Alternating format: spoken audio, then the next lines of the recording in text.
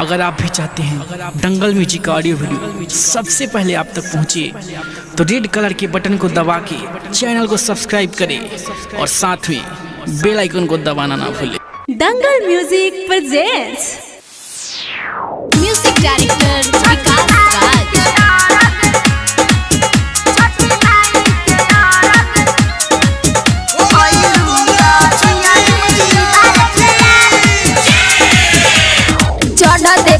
गावा तू नैहर से अइलू जाए जाए कइले बाड़ू छटाओ ना कइलू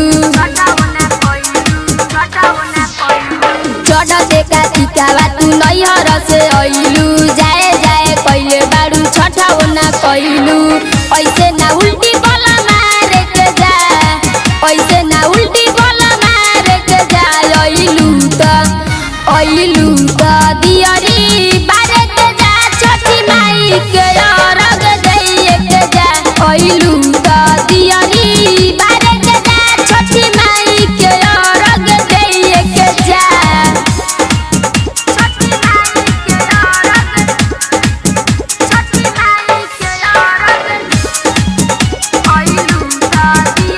दंगल रिकॉर्डिंग स्टूडियो ननौरा। दिहे आशीर्वाद जान माई छठी माई ओ किला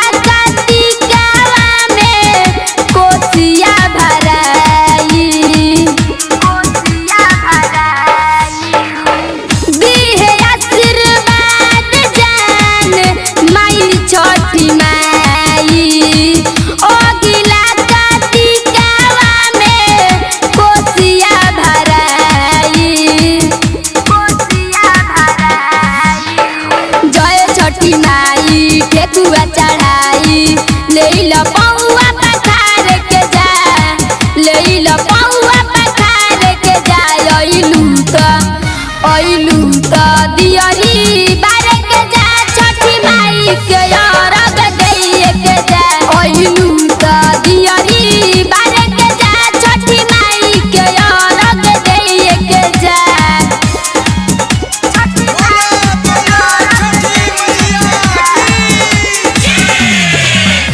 राहुल रंजन आर्यन करले दोहाई मानिल बात होई तोहरे भलाई,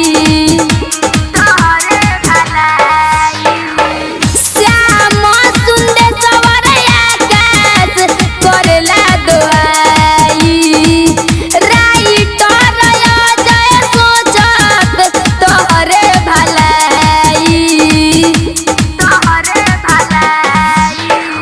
आर निखिल पवन कहेला जवन विकास के बात जनी टाल के जा, शिवम के बात जनी टाल के जा। अइलू त दियरी बारे के जा छठी माई के अरग दैए के जा। अइलू त दियरी